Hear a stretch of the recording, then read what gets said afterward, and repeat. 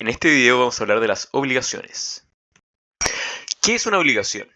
La obligación es un vínculo jurídico entre dos sujetos, por el cual uno de ellos, llamado acreedor, puede exigir a otra, llamado deudor, el cumplimiento de una prestación, que puede consistir en dar, hacer o no hacer. Esta definición es doctrinal, ya que en el Código Civil no hay definición de obligación. El artículo 1284 del Código Civil nombra las fuentes de las obligaciones. De la misma manera, el artículo 1437 del Código Civil. ¿Y cuáles serían las fuentes de la obligación en nuestro derecho civil? El contrato, el cuasicontrato, los delitos, cuasidelito y la ley. Son 5. El contrato, acto jurídico bilateral destinado a crear derechos y obligaciones. Cuasicontrato, hecho voluntario no convencional. Y lícito, que genera obligaciones. Delitos, hechos ilícitos cometidos con la intención de dañar, que producen un daño. Cuasidelitos, hechos ilícitos sin la intención de dañar, que han inferido injuria a la persona o propiedad de otro. Y por último, la ley.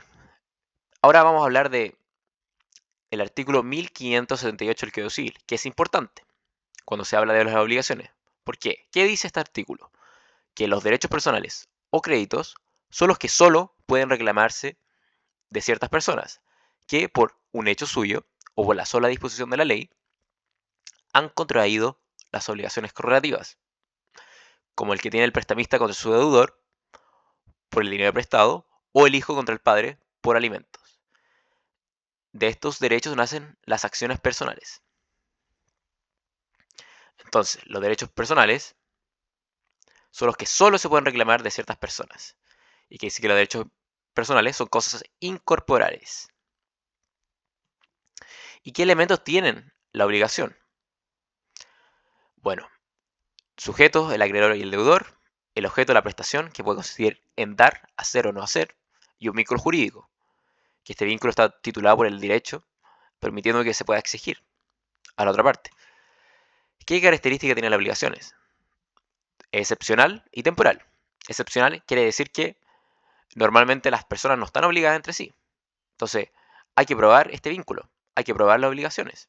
Entonces, quien la alega debe probar la existencia de la obligación. Y temporal quiere decir que las obligaciones están destinadas a que se extingan a través del tiempo. No tienen la característica de ser perpetuas, sino que duren cierto periodo hasta que se extingan. El acreedor tiene un derecho personal. Y por otra parte, la otra cara de la moneda es que el deudor tiene una obligación. Hemos dicho que el derecho personal es una cosa incorporal que la tiene el acreedor, que le permite exigir al deudor el cumplimiento de una prestación, que puede ser de dar, hacer o no hacer.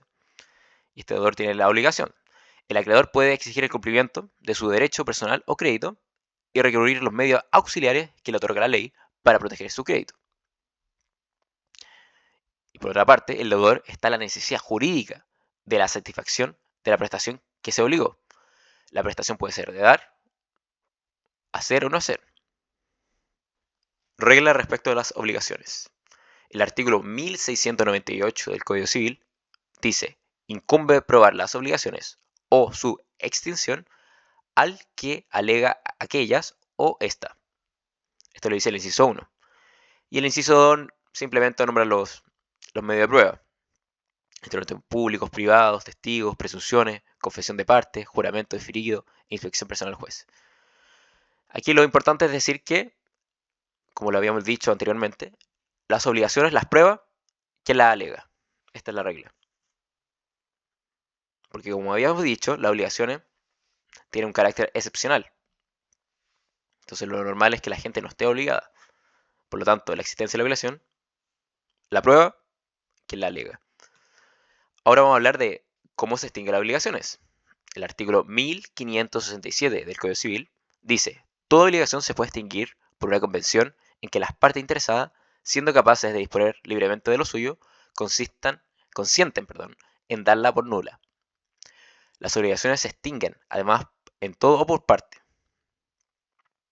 Bueno, y nombra distintas formas de que se extinga la obligación. Uno, la solución o pago efectivo, que es la forma, podemos decir, más tradicional. Yo me obligo a dar una cierta cantidad de dinero y la pago, se extingue la obligación.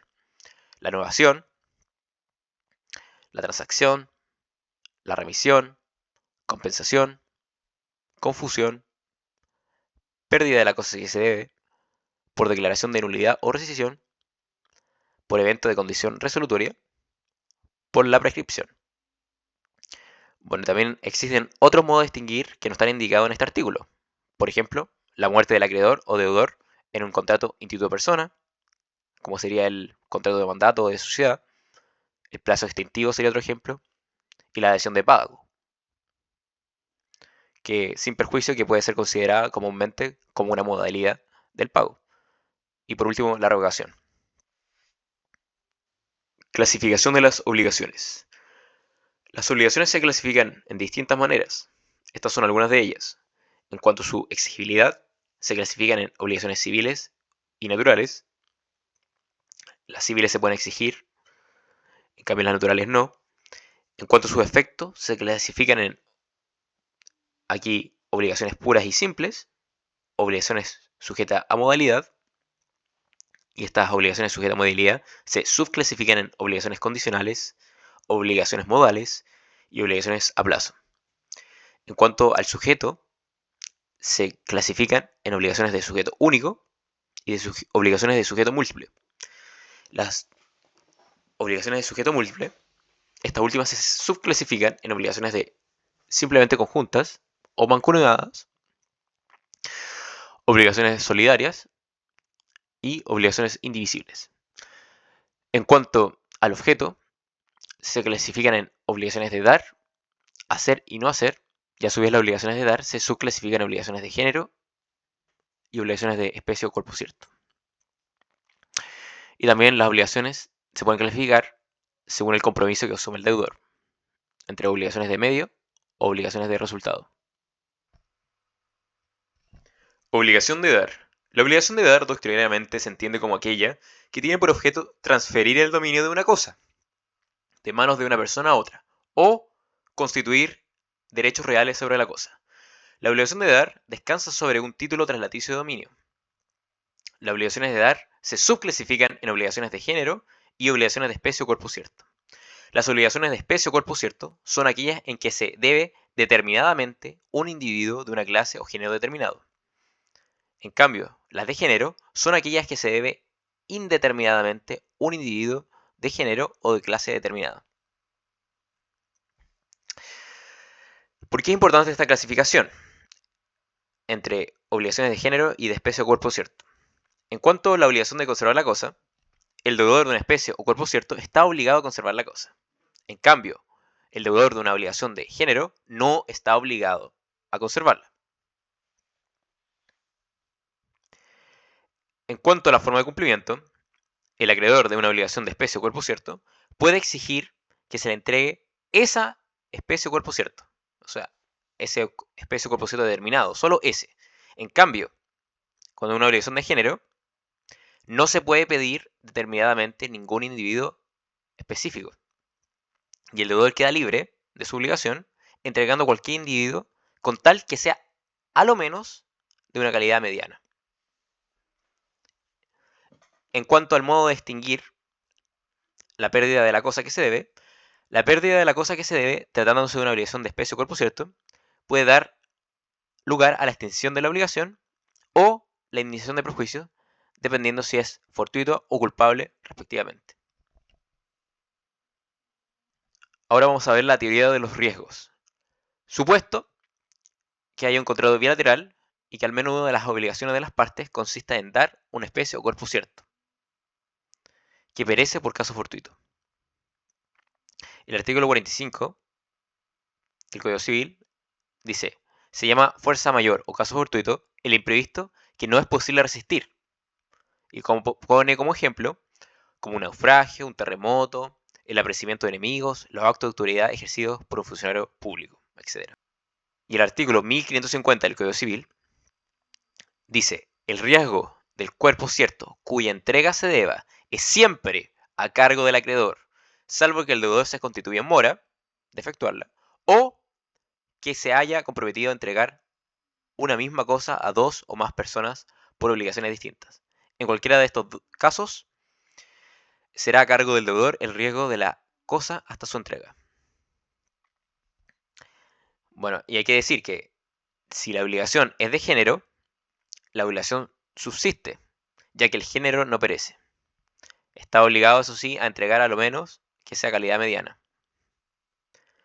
La razón histórica. El Código Civil chileno tomó esta regla del Código Civil francés. Y en el sistema francés, los contratos tienen eficacia real, cosa que no pasa acá en Chile. Esto quiere decir que en Francia, el contrato te hace dueño de la cosa. Por lo tanto, desde la celebración del contrato, la parte se hace dueño de la cosa. En cambio, en Chile no es así, ya que en Chile los contratos tienen efecto obligacional y solo se adquiere por los modos de adquirir, no por el contrato. En resumen, en Francia, como los contratos tienen eficacia real, el acreedor es dueño desde que celebró el contrato, aun cuando no le ha entregado la cosa. En este sistema tiene sentido la regla que el acreedor asuma el riesgo. En Chile, el contrato no tiene eficacia real, no genera derechos reales como el dominio, sino exclusivamente derechos personales, para transferir al dominio u otro derecho real. Y se requerirá un modo de adquirir, como la tradición de la cosa. ¿Qué sucede respecto a las obligaciones de hacer y no hacer? La norma vista previamente solo se aplica a las obligaciones de dar una especie o cuerpo cierto. Fuera de este caso, en los demás casos, se aplica el principio de equidad y de prudencia ante el silencio legislador. Obligación de entregar. El artículo 1548 expresa: la obligación de dar contiene la de entregar. Ello no significa que la obligación de dar y de entregar sean términos sinónimos, pues la de entrega no hay obligación del deudor de transferir el dominio o constituir un derecho real, sino simplemente poner materialmente la cosa en las manos del acreedor. Así, el contrato de compraventa surge para el vendedor la obligación de transferir la cosa vendida. Ahí habría una obligación de dar. En cambio, en el contrato de arrendamiento, el arrendador tiene la obligación de entregar al arrendatario la cosa arrendada. No hay en este último caso obligación de transferir el dominio, por lo que estamos frente a una obligación de entregar. Pero lo más importante es decir que la obligación de dar comprende la simple entrega para nuestro Código Civil. ¿Y por qué digo esto? Para que no se confundan en decir que la obligación de entregar sería una obligación de hacer. No. Para nuestro Código Civil, la obligación de dar comprende la de simple entrega para nuestro código. Entonces la obligación de entregar sería una obligación de dar. La obligación de hacer es aquella que tiene por objeto la ejecución de un hecho cualquiera. Las obligaciones de hacer pueden ser fungibles o no fungibles, dependiendo si ellas requieren del especial talento o aptitud del deudor para ejecutar el hecho. La obligación de no hacer es aquella La obligación de no hacer es aquella que tiene por objeto la no ejecución de un hecho que, de no existir prohibición, sería lícito de ejecutar. Así, por ejemplo, la obligación de no derribar un muro o de no enajenar. Ya dicho lo anteriormente, ¿por qué dijimos esta clasificación entre dar, hacer y no hacer? Porque es importante, ya que, primero, la naturaleza de la acción. Es distinto si la obligación es de dar, hacer o no hacer. Para determinar la naturaleza, ahora vamos a hablar de la importancia de la clasificación entre las obligaciones de dar, hacer y no hacer. Primero, la naturaleza de la acción, para determinar si es mueble o inmueble. Si la obligación es de hacer o no hacer, la acción siempre será mueble. En cambio, si la obligación es de dar, será mueble o inmueble según sea la cosa. La mora. En las obligaciones de dar y de hacer, es preciso que el deudor esté en mora para que el acreedor tenga derecho a reclamar la indemnización de perjuicio. En las obligaciones de no hacer, se ven los perjuicios desde que se contravienen lo pactado. Remedios. El evento que sea una obligación de dar, el acreedor puede pedir el cumplimiento específico de la obligación, y si esto no fuera posible, según la doctrina tradicional, la indemnización de perjuicios. Sin perjuicio que esta visión ya se encuentra bastante superada. Y al reconocerse por buena parte de la doctrina y nuestra Corte Suprema, que es posible que el acreedor demandar directamente la indemnización de perjuicios. Esta sería podemos decir, la doctrina más moderna. Que no necesariamente no estamos obligados a pedir el cumplimiento específico, sino que nos permite pedir directamente la indemnización de perjuicios. Si la obligación incumplida es de hacer, el legislador en el artículo 1553 otorga al acreedor diversas posibilidades, como el apremio del deudor para la ejecución del hecho convenido, y en el caso de la obligación de no hacer, frente al incumplimiento, también existen reglas especiales contenidas en el artículo 1555. Y por último, la teoría de los riesgos. La importancia está dada porque la teoría de los riesgos está considerada en el artículo 1550. Esta está referida exclusivamente a la obligación de dar, y más específicamente la de dar una especie o cuerpo cierto, no existiendo solución legal expresa respecto a las obligaciones de hacer y no hacer. Ante esta laguna legal, ha dicho la doctrina que se debe llenar con equidad, y respecto a las obligaciones de hacer y no hacer, aplicando estos principios, se debe llegar a la conclusión de que el riesgo de la obligación es del deudor, aplicando lo que es la interdependencia de las obligaciones. Bueno, esto ya lo habíamos dicho anteriormente, pero lo vamos a repetir. La obligación de dar se puede pedir el cumplimiento forzado. Para la doctrina tradicional hay que pedir primero el cumplimiento forzado. Y para la doctrina moderna se podría pedir la indemnización de perjuicios de manera autónoma, sin necesidad de pedir primero la ejecución forzada. Y respecto a las obligaciones de hacer y no hacer, el mismo código lo regula 1553 del Código Civil y 1555. Ahí se encuentra claramente zanjado lo que se puede pedir. Ahora vamos a ver el artículo 1553, que dice: si la obligación es de hacer y el deudor se constituye en mora, podrá pedir el acreedor, junto con la indemnización de la mora, cualquiera de estas tres cosas, a elección suya. Primero, que se le apremie al deudor para la ejecución del hecho convenido. Segundo, que se le autoriza a él mismo para hacerlo ejecutar por un tercero a expensas del deudor. Y tercero, que el deudor le indemnice los perjuicios resultantes de la infracción del contrato. Aquí vemos que, además de la indemnización por la mora, el acreedor puede pedir cualquiera de estas tres cosas que dice este artículo en sus numerales. Ahora vamos a ver el artículo 1555, que se refiere a las obligaciones de no hacer. Este artículo dice: toda obligación de no hacer una cosa se resuelve en la de indemnizar los perjuicios, si el deudor contraviene y no puede deshacer lo hecho. Pudiendo destruirse la cosa hecha, y siendo su destrucción necesaria para el objeto que se tuvo en mira en tiempo de celebrar el contrato, será el deudor obligado a ella o autorizado para que la lleve a efecto a expensas del deudor.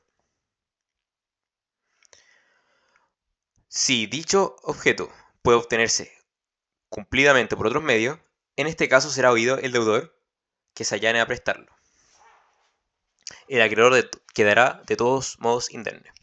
Entonces aquí vemos que si se fija un contrato, una obligación de no hacer, por ejemplo, que no construye un muro, si se puede destruir la cosa hecha y es necesaria para el objeto que se tuvo en mira el contrato, el deudor está obligado a ella. O el acreedor puede hacer que otra persona, un tercero, destruya ese muro, a expensas del deudor también. También es importante decir cuándo el deudor está en mora, y esto lo dice el artículo 1551. El deudor está en mora, primero, cuando no ha cumplido la obligación dentro del término estipulado, salvo que la ley en los casos especiales exija que se requiera al deudor para constituirle en mora. Segundo, cuando la cosa no ha sido podida ser dada o ejecutada, sino dentro de cierto espacio de tiempo, y el deudor lo ha dejado pasar sin darla o ejecutarla. 3. En los demás casos, cuando el deudor ha sido judicialmente reconvenido por el acreedor. El primer caso se refiere, por ejemplo, a una cláusula de un contrato. Le digo, págame tal día. llega ese día y no paga. Entonces ahí estaría en mora. Se estipula un tiempo. El segundo caso, por ejemplo, no se establece precisamente un plazo en el contrato, pero se puede deducir. Por ejemplo, contrato con una compañía para que me dé un pastel de bodas. Entonces está claro que me tiene que pasar el pastel antes de la boda, porque si no, no tendría sentido. Entonces, la debe ejecutar de cierto espacio de tiempo. Y no lo ha hecho. Y por último, en los demás casos, cuando el deudor ha sido judicialmente reconvenido por el acreedor. Por ejemplo, una demanda judicial. Obligaciones simplemente conjuntas o mancomunadas y obligaciones solidarias. Vamos a comenzar con las obligaciones simplemente conjuntas, o también llamadas mancomunadas. Estas son las reglas general. Se basa en el supuesto que hay varios acreedores o deudores y cada deudor es obligado a satisfacer su cuota. Y cada acreedor solo tiene el derecho de exigir el pago de su respectiva cuota. Por ejemplo, hay un acreedor y 3 deudores. Cada deudor está obligado, por ejemplo, a 1/3. Y el acreedor le puede exigir a cada uno de esos deudores el pago de ese 1/3. Ni más ni menos. No le puede exigir a un deudor que pague la otra parte de la deuda que le corresponde a los demás deudores. No, solo le puede exigir ese 1/3. Ni más ni menos.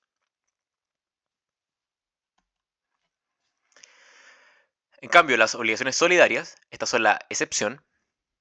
Las obligaciones solidarias son aquellas que existen pluralidad de deudores o acreedores, o de ambos, y cuyo objeto es de naturaleza divisible, pero que en virtud del testamento, convención o la ley, cada acreedor está facultado para demandar el total de la deuda, y cada deudor puede ser obligado al pago total, en términos tales que cualquiera de ellos que pague a cualquier acreedor extingue la totalidad de la deuda. Aquí está la solidaridad activa. Esto se da cuando son una pluralidad de acreedores. La solidaridad pasiva. Aquí hay una pluralidad de deudores. Y la solidaridad mixta. Es que hay una pluralidad de tanto acreedores y deudores. La más común es la solidaridad pasiva. Ahora me gustaría decir algunos ejemplos de solidaridad. Por ejemplo, como habíamos dicho, puede estar un testamento que establezca la solidaridad. También puede ser las mismas partes en un contrato, por ejemplo, si un crédito y que los deudores respondan solidariamente. Y otro caso sería, por ejemplo, que su fuente esté en la ley. El ejemplo clásico de esto sería la ley de tránsito, que establece que serán solidariamente responsables tanto el dueño del auto como el conductor que ocasionó el accidente. Ahora me gustaría decir un ejemplo de obligaciones solidarias. Por ejemplo, hay un acreedor y 3 deudores. Por lo tanto, el acreedor le puede exigir el total de la deuda a cualquiera de esos 3 deudores. Esto es una diferencia con las obligaciones simplemente conjuntas o mancomunadas, porque habíamos dicho que las simplemente conjuntas o mancomunadas, los deudores solamente están obligados por su cuota. En cambio aquí vemos que las obligaciones solidarias, el acreedor está facultado para demandar el total de la deuda y cada deudor está obligado a ese pago total. ¿Cuáles son los elementos de las obligaciones solidarias? La pluralidad de sujetos, la divisibilidad de la prestación, la unidad de la prestación y que la solidaridad esté establecida expresamente. Hay que recordar que la solidaridad es la excepción y puede tener su fuente de manera convencional, testamentaria o legal. ¿Cuáles son las fases de la solidaridad pasiva?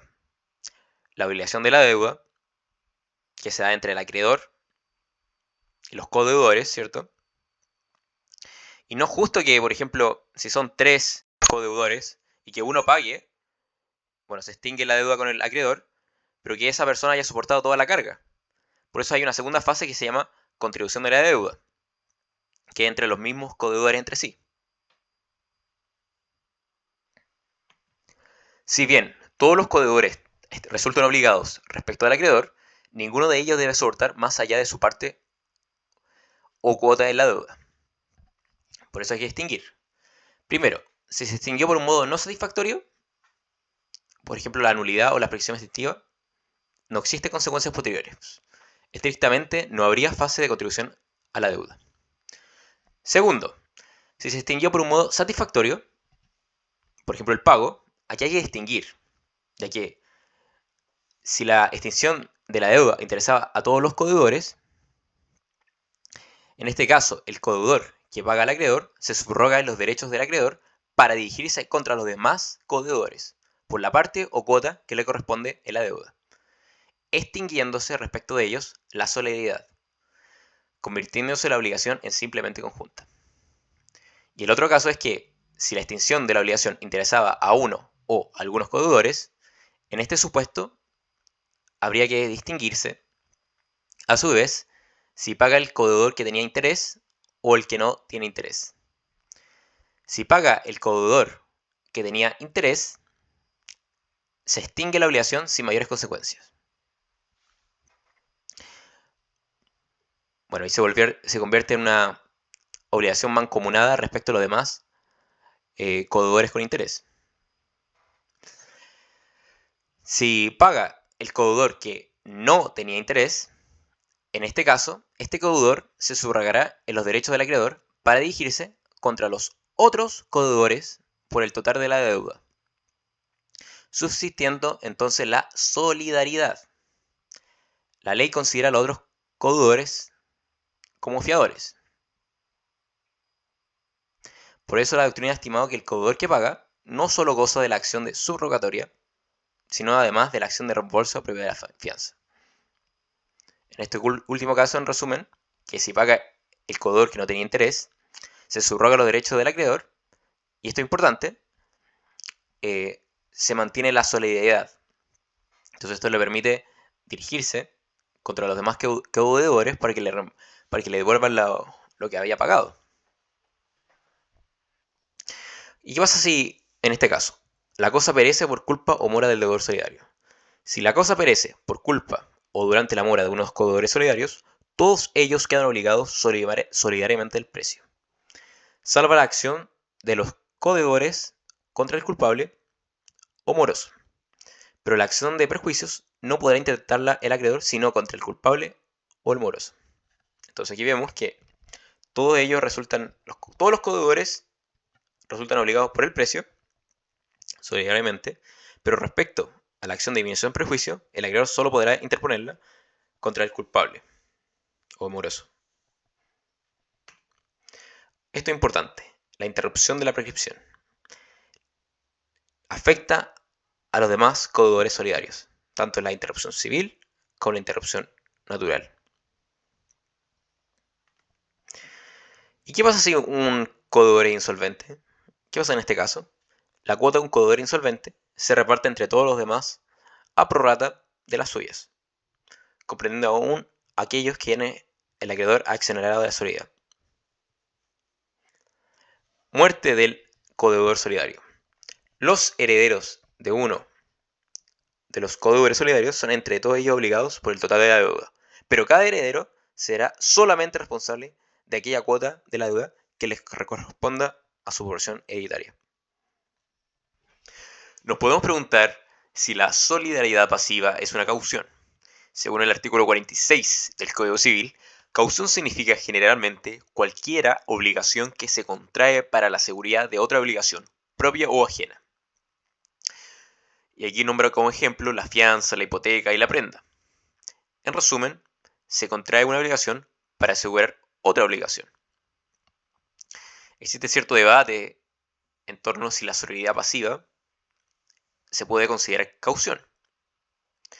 En la solidaridad pasiva hay solo una obligación entre el acreedor y los codeudores.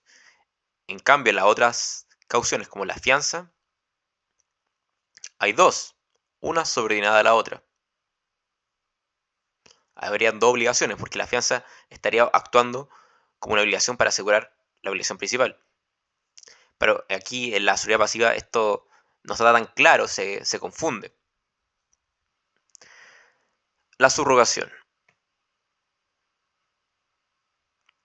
Hay que decir que la subrogación es la sustitución de una cosa o persona por otra que pasa a ocupar la misma situación jurídica que la sustituida. Entonces, dependiendo si una cosa o una persona, puede ser subrogación real o subrogación personal. Y la subrogación puede ser tanto legal como convencional.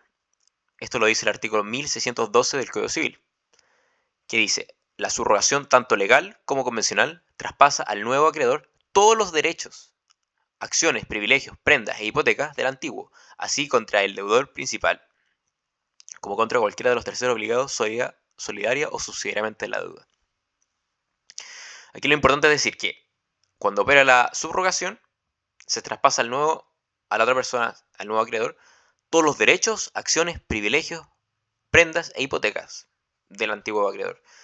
¿Y en qué casos habría subrogación? Bueno, los casos de subrogación legal están en el artículo 1610 del Código Civil, que dice: se efectúa la subrogación por el Ministerio de la Ley, aun contra la voluntad del acreedor, en todos los casos señalados por las leyes, y especialmente a beneficio, primero, del acreedor que paga a otro acreedor de mejor derecho en razón de un privilegio o hipoteca.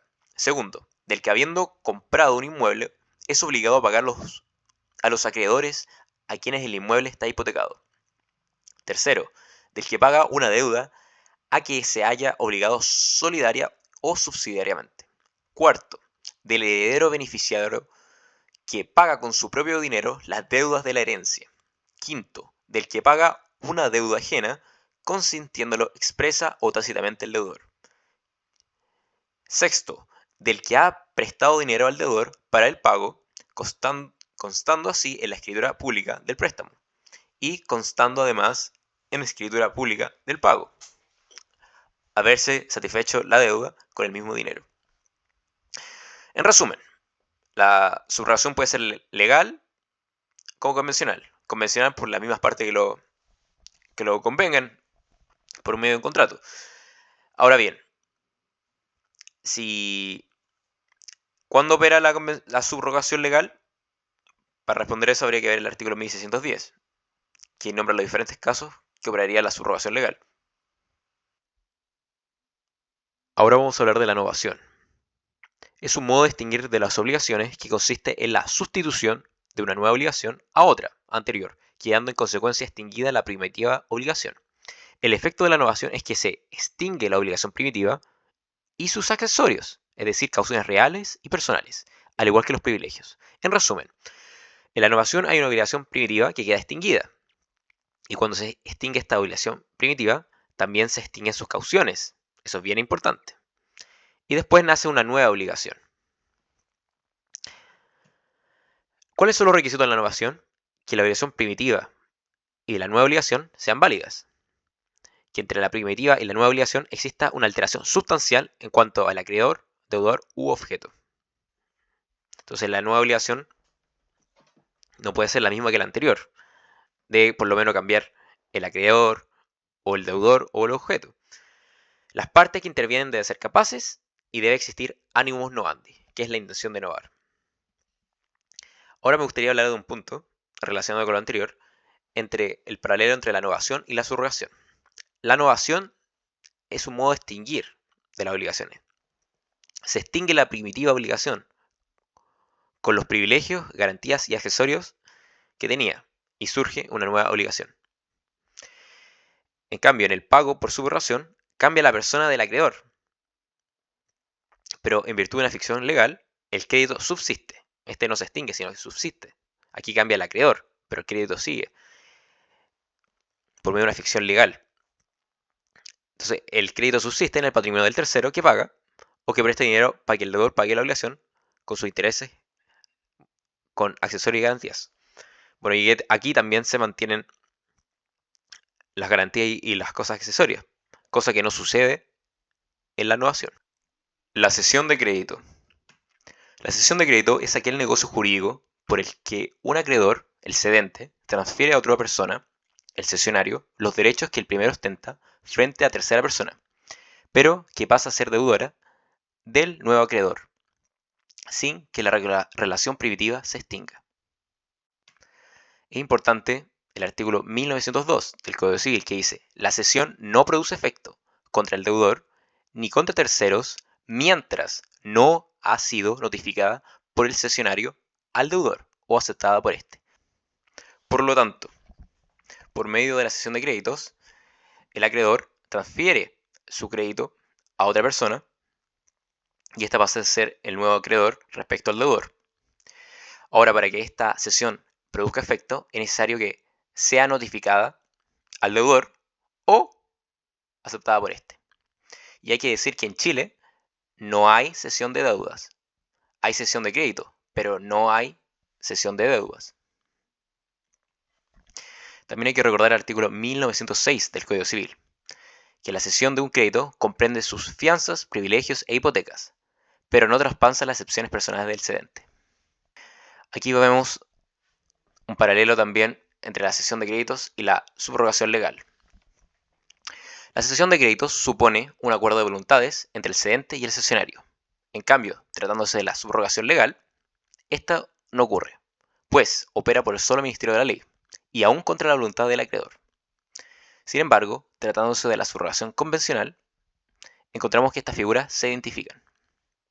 La cesión de créditos es solemne, en cambio el pago por subrogación legal es consensual. Salvo la hipótesis del numeral 6 del artículo 1610. El cesionario puede exigir el cobro total del crédito cedido. En cambio, el subrogante solo puede exigir que se le restituya lo que se le pagó al acreedor. Bueno, ¿y por qué hablamos de...? Ya vimos la subrogación, hablamos un poco de la novación y también hablamos un poco de la cesión de crédito. ¿Y por qué? Para que así de esta manera ustedes identifiquen las diferencias entre la subrogación con la novación y con la cesión de créditos. Porque es importante entender la diferencia entre esas tres figuras. Ahora vamos a hablar del pago. El artículo 1568 dice: el pago efectivo es la prestación de lo que se debe. Y el artículo 1569 dice: el pago se hará bajo todos los respectos en conformidad al tenor de la obligación, sin perjuicio de lo que en casos especiales disponga las leyes. El acreedor no podrá ser obligado a recibir otra cosa que la que se deba, ni aun a pretexto de ser igual o mayor valor la ofrecida.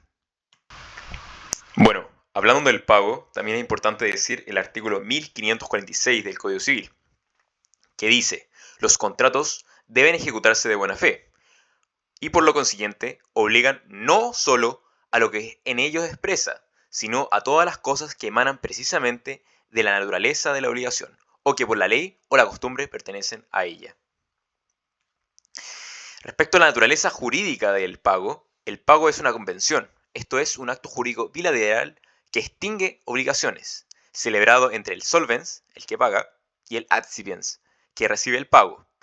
No es un contrato, porque no genera obligaciones.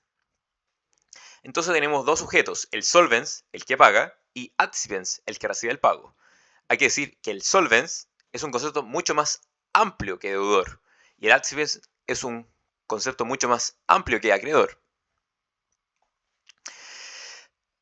El solvens, aquella persona facultada para realizar el pago, lo puede hacer el propio deudor interesado en el negocio, en el cual se ha pactado la obligación. Entonces el propio deudor puede pagar, puede hacerlo personalmente o representado. También puede pagar aquellas personas que sin estar interesadas en el negocio, que se ha pactado la obligación, están interesadas en su extinción, pues están caucionando su cumplimiento con su patrimonio. Ejemplo de esto sería el codeudor solidario, no interesado y el fiador, o con bienes de su propiedad, por ejemplo, el tercero poseedor de bienes hipotecados o dado en prenda. Ellos tienen un interés, ya que uno compromete en su propio patrimonio o bienes de su propiedad, por lo tanto tienen interés que se extinga la obligación. Y por último, también pueden pagar terceros extraños a la obligación.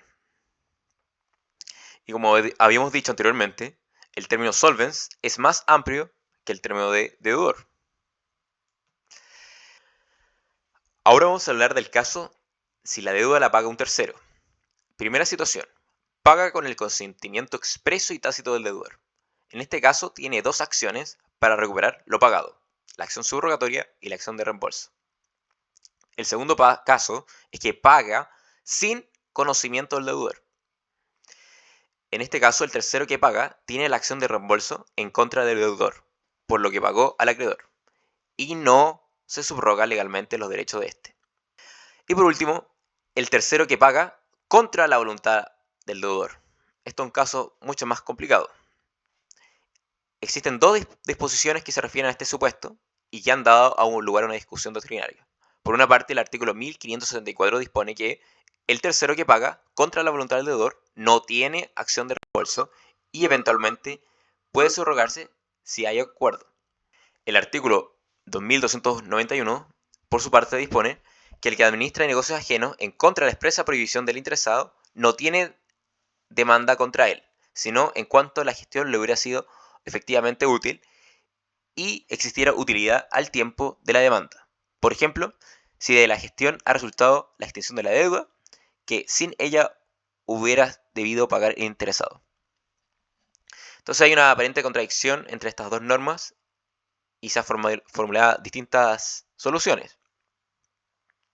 Pero, en resumen, la solución tomada por la doctrina, el que hizo el pago tiene la acción de reembolso, pero limitado solamente si fue útil a la persona, la gestión.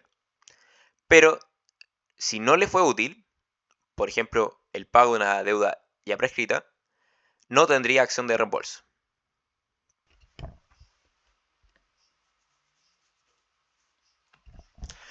Bueno, ya hablamos del solvens, que es aquella persona facultada para realizar el pago. Ahora vamos a hablar del accipiens, que es aquella persona facultada para recibirlo. En resumen, ¿quién puede ser?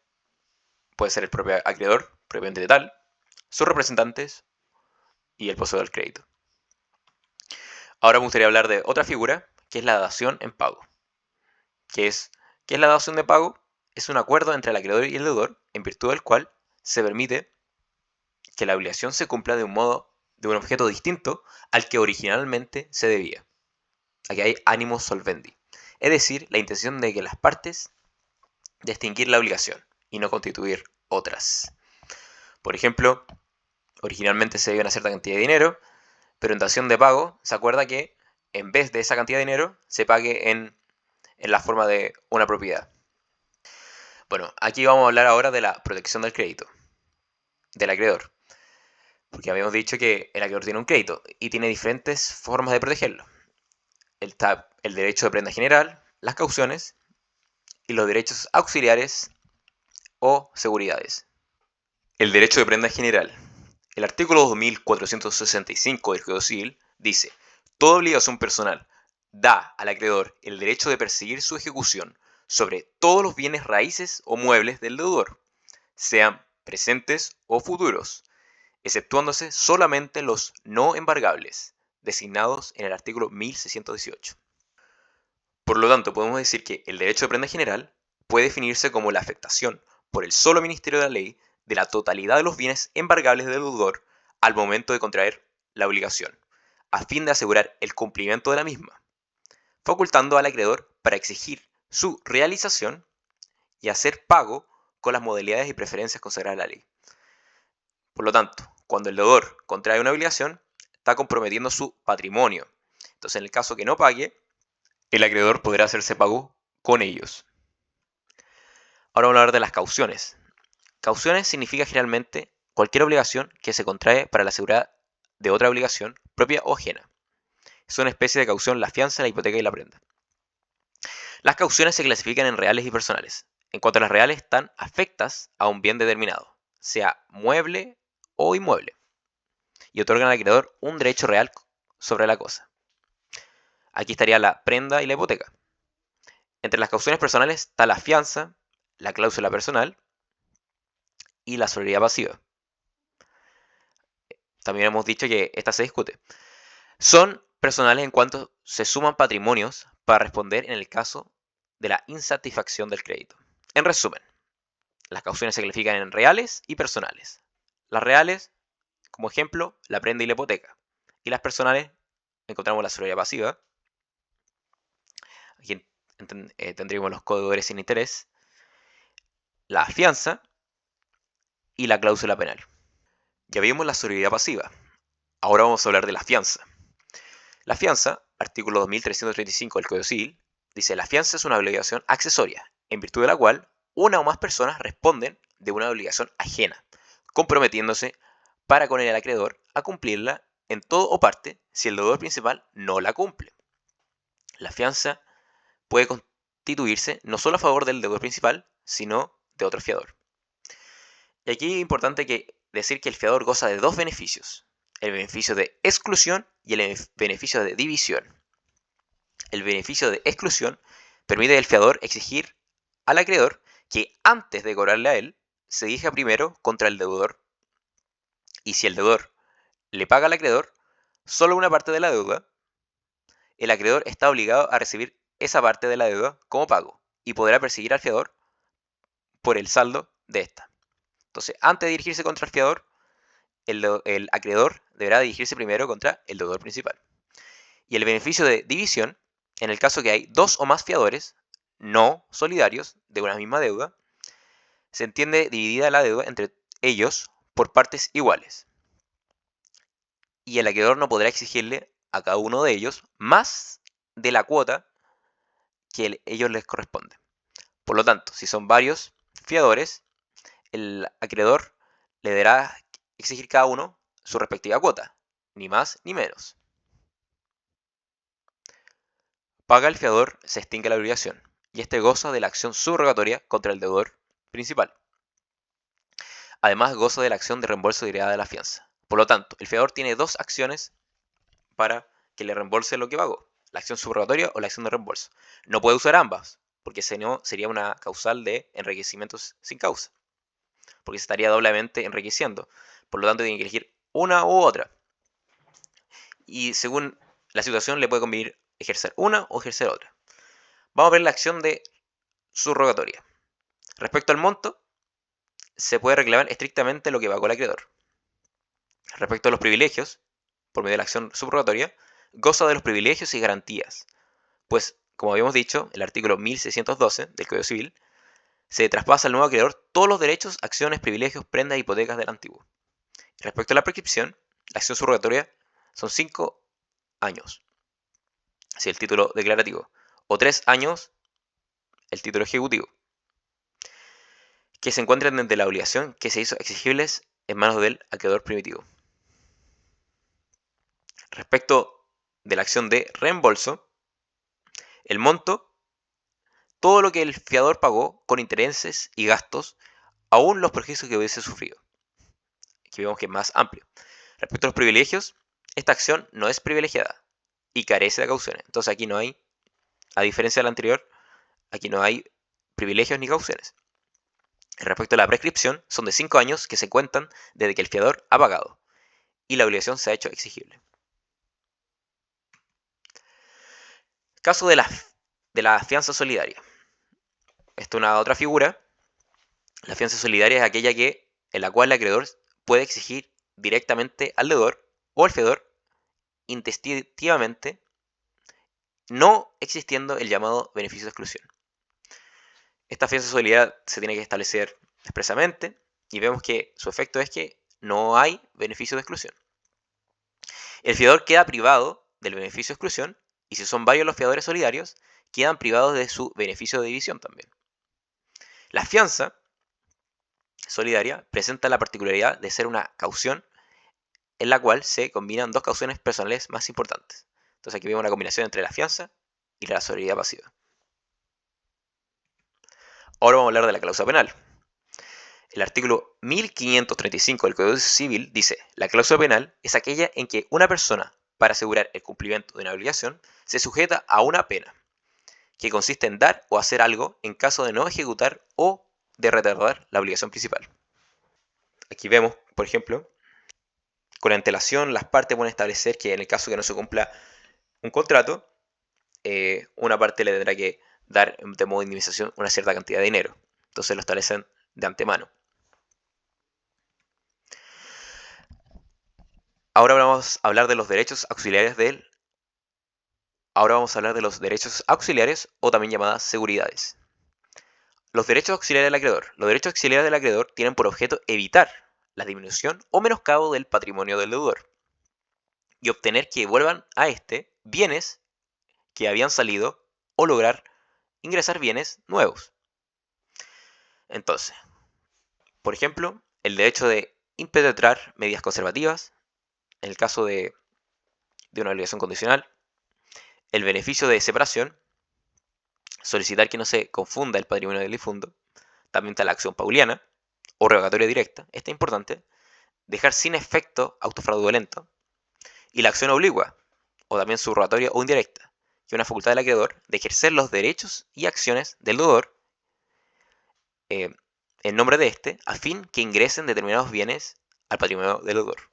Al acreedor le conviene que los bienes que tenga el deudor en su patrimonio no salgan de este y que ingresen nuevos bienes. De esa manera se puede hacer pagos con ellos. Entonces aquí lo más importante es decir la acción pauliana. Es aquella que tienen los acreedores para obtener que queden sin efecto los actos fraudulentos celebrados o ejecutados por el deudor en perjuicio de ellos, y hasta concurrencia de dicho perjuicio. Esta acción pauliana sería una acción de inoponibilidad. Requisito de la acción pauliana. Esto depende. Si son actos y contratos onerosos, tiene como requisitos primero un perjuicio del acreedor o a los acreedores, la mala fe del deudor y la mala fe del tercero que contrata con el deudor. En cambio, si el acto y contrato es gratuito, se necesita perjuicio del acreedor o acreedores y la mala fe del deudor. Respecto a la prescripción, prescribe al cabo de un año contado desde la fecha de celebración del contrato. ¿Cuáles son los requisitos? Se deben tratar de actos voluntarios de carácter patrimoniales del deudor. Bueno, y también hay que decir que el crédito del acreedor debe ser anterior a este acto de disposición, porque está sacando cosas de su patrimonio. El plazo debe ser de un año de celebración del acto o disposición. Y por último, que importante, que haya perjuicio para el acreedor ante la insolvencia del deudor. O sea que ahí tiene que haber un fraude hacia los acreedores. Si el acto de disposición no le ocasiona perjuicio al acreedor, entonces no sería correspondiente la acción pauliana. Es importante que haya un perjuicio a los acreedores con ese acto de disposición, para que justifique esta acción. Caso del acreedor sujeto de modalidad de plazo y condición. El acreedor de plazo tiene la acción pauliana y el acreedor condicional no tiene la acción pauliana. Bueno, por último vamos a decir el artículo en que está consagrado la acción pauliana, artículo 2468 del Código Civil, que dice: en cuanto a los actos ejecutados antes de la cesión de bienes o la apertura del concurso, se observarán las siguientes disposiciones. Los acreedores tendrán derecho para que rescindan los contratos onerosos y las hipotecas, prendas y antecresis que el deudor haya otorgado en perjuicio de ellos, estando de mala fe el otorgante y el adquiriente. Esto es, conociendo ambos el mal estado de los negocios del primero. Los actos y contratos no comprendidos bajo el número precedente, inclusos las remisiones y pactos de liberación a título gratuito, serán rescindibles, probándose la mala fe del deudor y el perjuicio de los acreedores. Las acciones concedidas en este artículo a los acreedores expirarán en un año contado desde la fecha del acto o contrato. Bueno, aquí repetimos lo mismo que hemos dicho anteriormente. Y por último vamos a decir el efecto de la acción pauliana. El acto es válido para las partes respecto al deudor y el tercero, pero respecto al acreedor que interpuso la acción pauliana, este acto le es inoponible. Espero que les haya gustado el video. Comenten, suscríbanse, denle un like al video. Muchas gracias.